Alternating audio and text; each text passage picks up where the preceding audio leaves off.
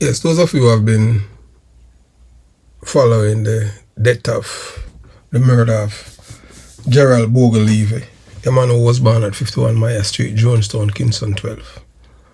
Yes, and as you know that he's my family by blood. Both of us passed the police test in August 1986. But Bogle didn't went on to do the interview because he was told by the people, including Mimi, his mother, that he's going to be an informer. That's how the rife the culture is. However, you know, I know what I wanted from when I was 4 years old. So I pursue, and I am still here and he's not. I've received so much information about his killing. The names. I even spoke to a detective who was at Olympic Gardens when Stranger was killed. But then, I'm not gonna even go back. So right now you're looking at the man. The man, you see the arrow point at him. And the man who, to his right, that's Tristan Palmer Jr., that's his son. And unfortunately, as I said before and I say again, you cannot trust the media houses in Jamaica. And those of you who remember that 2 men were arrested and charged for the murder of Gerald Bogle Levy, there's nothing in the media about it anymore. The detective Puddy, an Indian guy, he has a bar on Mullines Road. He was the one who called Dr. Omar David, the finance minister then, and told him to have to protect Beenie Man because they're going to kill him because he's the one that killed Gerald Bogle Levy. I'm not saying allegedly, I'm just saying what was said in Alpha 3 CIB office. Detectives, share that information with me. Yeah, some people always ask, show the people them who are involved in the cover-up. Yeah, man, Puddy. His name is Maurice Puddy. An Indian guy, he's from Flint River in St. Mary. So the same thing that with Bogle case is the same, pretty much is the same thing that happened with Munga. Honorable case, in which the detective, his name is Mackenzie. Mackenzie is the one that messed up the statement for the witness. That's why Munga was able to walk from court, because the statement did not match the evidence. So that's why people say they can't trust the police cause corruption. So today we're telling you that Beenie Man, Beenie Man knows the truth. The Bogle case, Beenie Man knows the truth. And he think that he can fool everyone. People keep asking me, what have you have done with your background as a detective and someone who works for Uncle Sam? What have you done? I am not going to comment on that. As we say, justice will be served. It's 25 years now. And the same man who was arrested and charged with the murder of Bogle was arrested and charged for having the same gun in his possession. And you can't find them. You can't find either case on the internet. I tell you that Jamaica is a criminal's paradise. They just make what is available. People who are connected. So it's just that these people are not reputable.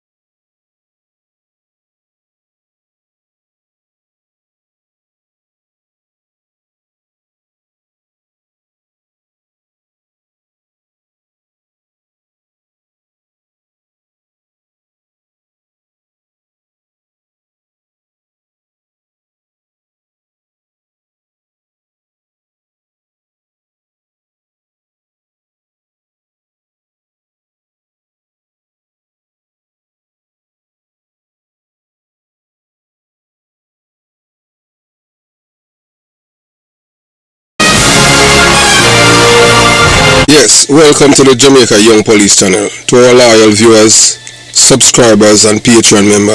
At the channel, we are a group of law-abiding citizens who believe in the rule of law and respect the rights of every citizen, but not the ones who do not subscribe to such behavior. We do believe in and support preemptive strikes because they save lives. This is a logical conclusion because preemptive strikes save lives and prevent the further loss of lives. We are all about saving lives at this channel. We at the channel aid criminals with a passion and do not want them over here. We do not want your views, your subscriptions, your likes or your comments. Please go elsewhere where the red carpet is waiting for you. Over here, we want you to go to prison or the departure lounge at Madden. Moving on to today's video. Yes, so as we move on, you'll hear, you're gonna hear some things about Beenie Man, Moses Davis. Some people say that it's because he did not pay me back my $400. But to be frank, the $400 he didn't repay me. This man has never been my friend. I have never liked him. I may have said publicly, never liked him. Reason being because, as a detective that was at Unspear, this man was involved in the killing of so many people in Binns Road. And I remember this boy that he had brought up from Montego Bay to kill people around Binns Road. A boy by the name of Comic. What kind of person? That's why I tell you that these people are destructive. They just hide behind the music. But as I'm saying, every dog of it's 4 o'clock. Ladies and gentlemen, today we are going to discuss one of the most controversial mysteries in Jamaican entertainment history. More than 25 years have passed and people are still asking the same question. Who killed Gerald Bogle Levy? But before we talk about allegations, rumors, theories, or suspects, we need to understand something very important. Who was Bogle? Why did his death shake Jamaica from top to bottom? Why are people still talking about him after he died, after he was killed? Because, he was a jovial person. He was a trendsetter. He's the man that set the pace when he come out of dancing. As a man who was from the belly of the beast. He was born at 51 Maya Street, Jonestown. I was born at 38 Oxford Street. So he's not a product of Kingston Jubilee. He's a product of Jonestown. And why is it impossible to discuss dancehall culture without mentioning his name? You see, many young people know the name Bogle, but they do not understand the impact he had on Jamaica. This man was a treasure. They know the dance, they know the legend, but they do not understand the movement. Bogle was not simply a dancer, he was a trendsetter, a cultural innovator. A man who changed the way Jamaicans move, dressed, and expressed themselves. In many ways, Bogle became bigger than dance. For his influence stretched from Kingston to London to New York, Toronto, Miami, Japan, Russia, and everywhere Jamaicans carried their culture. Yet the same culture that helped make him famous would eventually become surrounded by rivalries, tensions, and controversy that continue to generate debate today.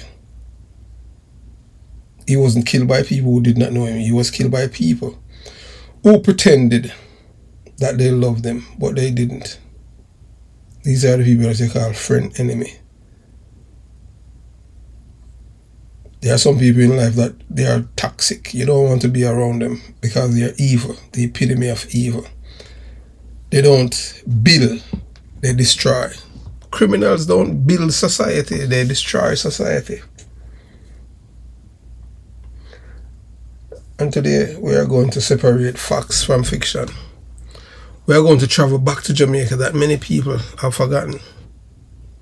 A Jamaica where dances became national events. A Jamaica where sound systems rule the streets. A Jamaica where dancers would become celebrities.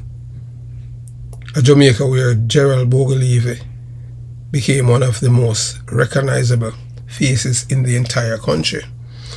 Stay with me until the end, because before we can understand the mystery surrounding his death, we must first understand the man, the culture, and the movement that made him a legend. And trust me, the story is much bigger than most people realize. And please, just type and tell us where you're watching this video from. And at the end of the video, you'll get a code word. Or during the presentation, and we know that you had to watch it to the end. And we know who are the true Jamaica Young Police channel viewer.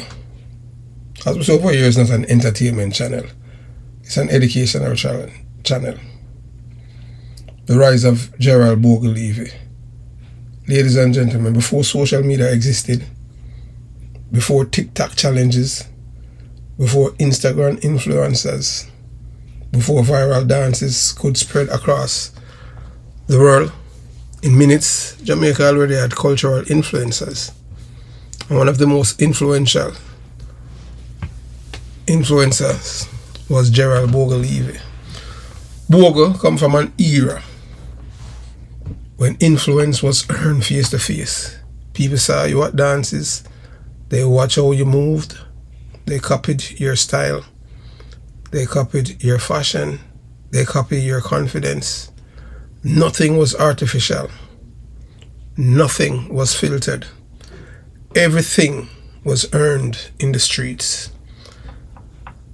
If you were respected, it was because people genuinely admired what you brought to the culture. And Bogle brought something unique. Bogle was a treasure to Jamaica and to us as family.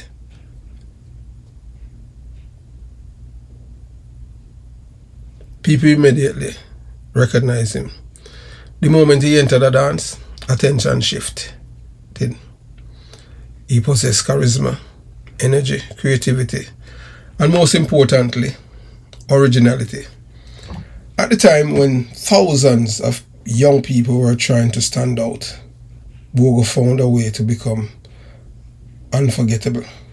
And that is not easy, especially in Jamaica.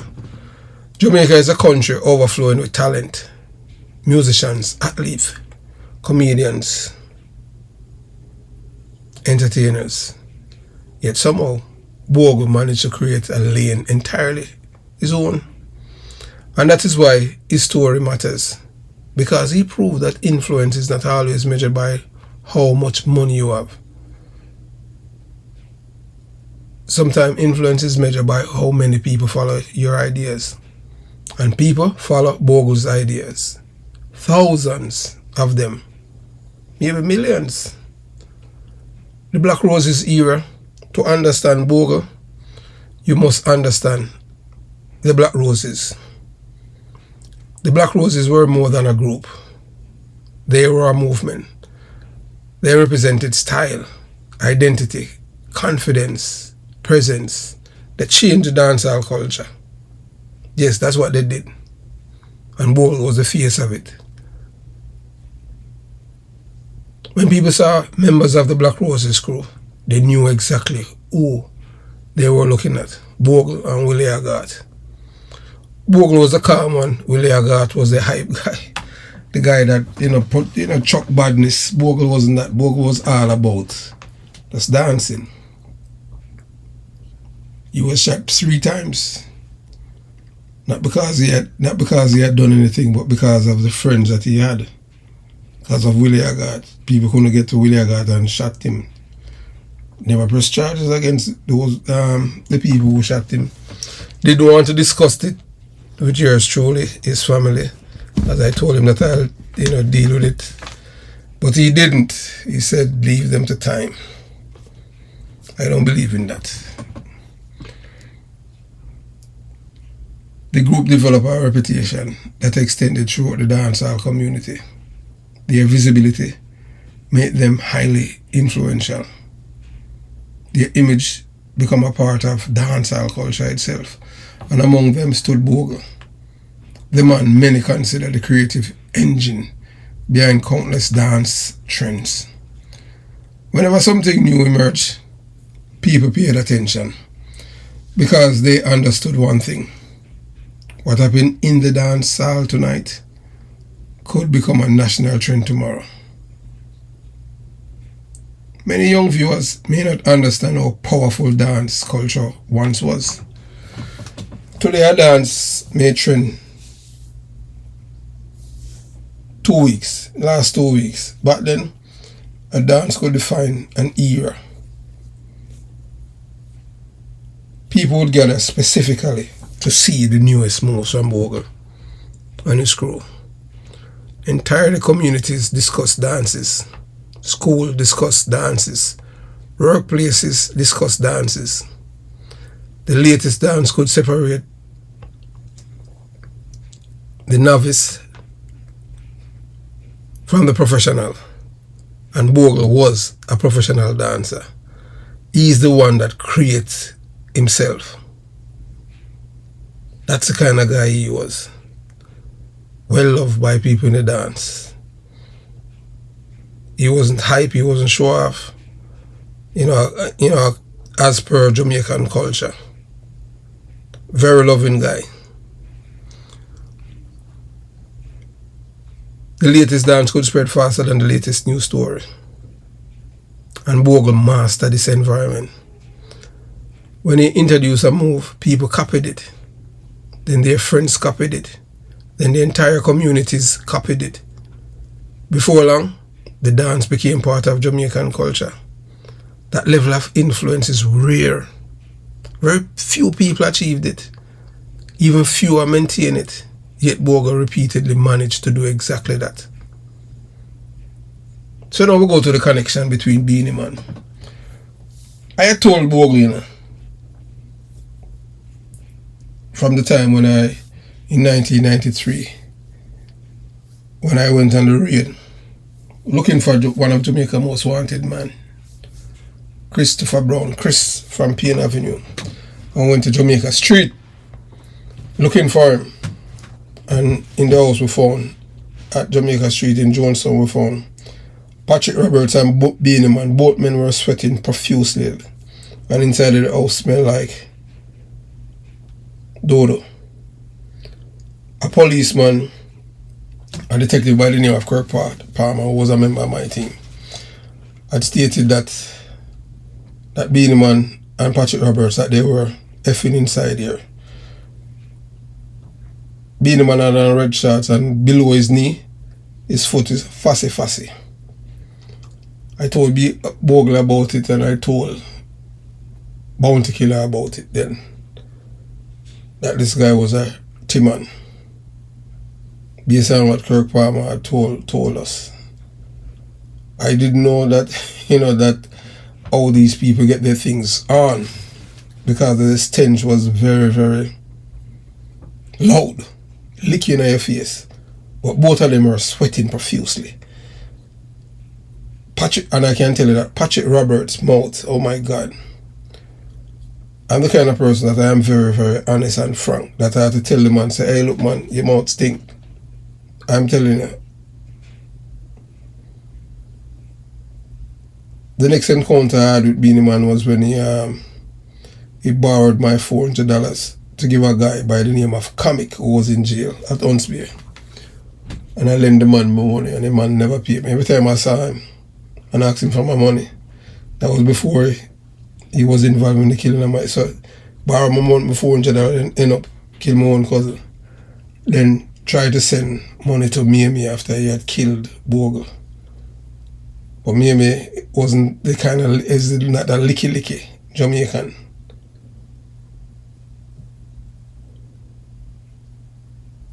One of Bogle's influence grew even larger was his connection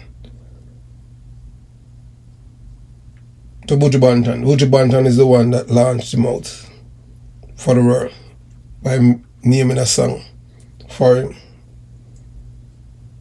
So people say, you should go easy on him and that kind of thing.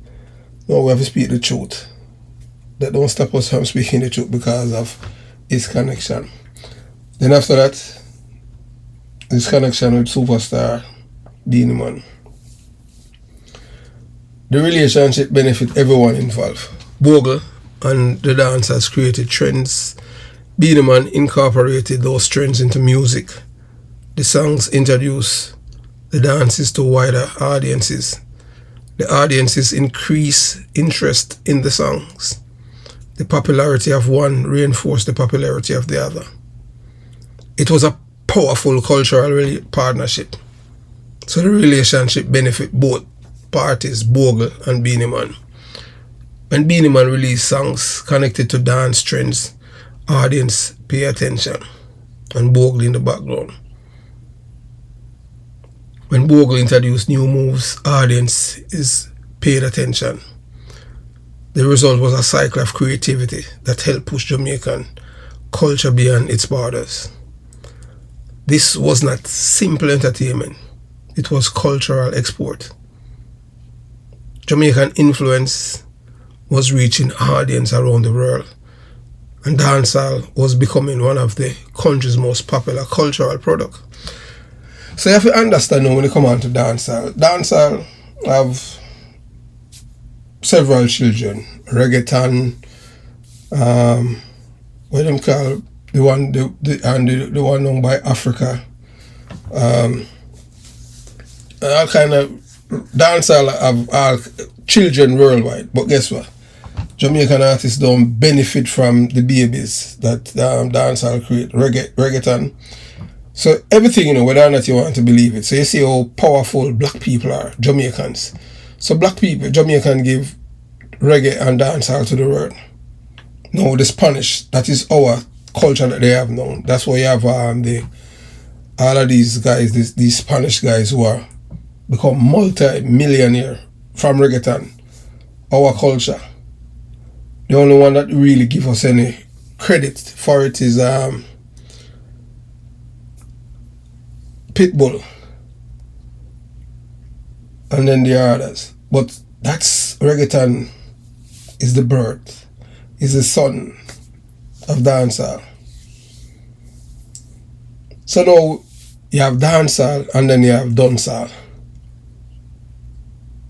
Now we arrive at an important discussion, because whenever people talk about Bogle's era, they often talk about two different versions of dancehall. The first version is what many people proudly call dancehall, and then the other one we call dancehall. Dancehall, I wonder the people them can't think. You remember at one point in time where they might jump off a house top, dancehall, and one man will have a kill man over where artists say, and that's not dancehall, that's dancehall. Because dancehall it tell you about what the people feel in the streets. Dancehall music is a commentary, how the people them feel, what they experience, so they might tell it through the music. Because whenever people talk about Bogle, you have to remember dancehall. The first version is what many people proudly call dancehall. The culture that gave ordinary Jamaicans a voice. A culture that reflected community struggles. A culture that allowed poor people to be seen and heard. Many classic songs from that era are still played decades later. Why? Because they address real experiences. So, as I stated before, I haven't listened to dancehall music when I talk about the contemporary. I don't. The last time I listened to, at the time when Vybz Kartel and Mavado were at it, and that was the last era, because it's not dancehall anymore, it's dancehall, it's garbage. And when you really listen to the music glorify killing, nothing uplifting, so that's, that don't sit well with me. If it's nothing uplifting, I don't want to hear it. But dancehall was always the man in the street speaking. Because they address real experiences, real emotions, real communities, real people. Anything we hear them do in them music, or them lick out head, that is that is art imitating life. So they might tell you what, they might do it in their art, but a life they might imitate. When they might tell you how much people them kill and lick out them head, and they might do it in their music. But if in America now, you know, them would arrest and charge them and convict them, because they are them that are confess, you know. So that is the power of authentic cultural expression. But critics argue that another side gradually emerged. A side driven more by hype than substance. More by controversy than creativity. More by ego than community. These dancehall artists now provide nothing that uplift the people. And I would prefer to call it the negative side as dancehall. And some people say, dumpsa. You know, dumpsa means it can't cut. Whether viewers agree or disagree with that description, the criticism is straightforward. When competition becomes obsession, when attention becomes the goal, when publicity becomes more important than talent, the culture begins losing its original purpose. And this tension would become increasingly important as dancehall evolve. Because beneath the music, beneath the dances, beneath the entertainment, real rivalries existed. Real conflicts existed. Real egos existed. And eventually, those tensions would become impossible to ignore. So this is part 1 of the series. In part 2, we'll examine the atmosphere surrounding dancehall during the years leading up to January 2005. The relationship, the rivalry, the rumors, and the event that would ultimately place Gerald Bogle Levy at the center of one of Jamaica's most enduring mysteries. Although he's gone, still can't forget him. Our family, blood thicker than water. And for those of you who say that I haven't done anything for 25 years, it's just that some things I don't talk. You understand? Well, maybe people can ask him Cowboy and all them guys now. See him Derek Cowboy night. Oh, you know, the day went stranger, but I know all of the people, them, all of the players, them involved. Have yourself a beautiful day. Jamaica Young Police Channel out.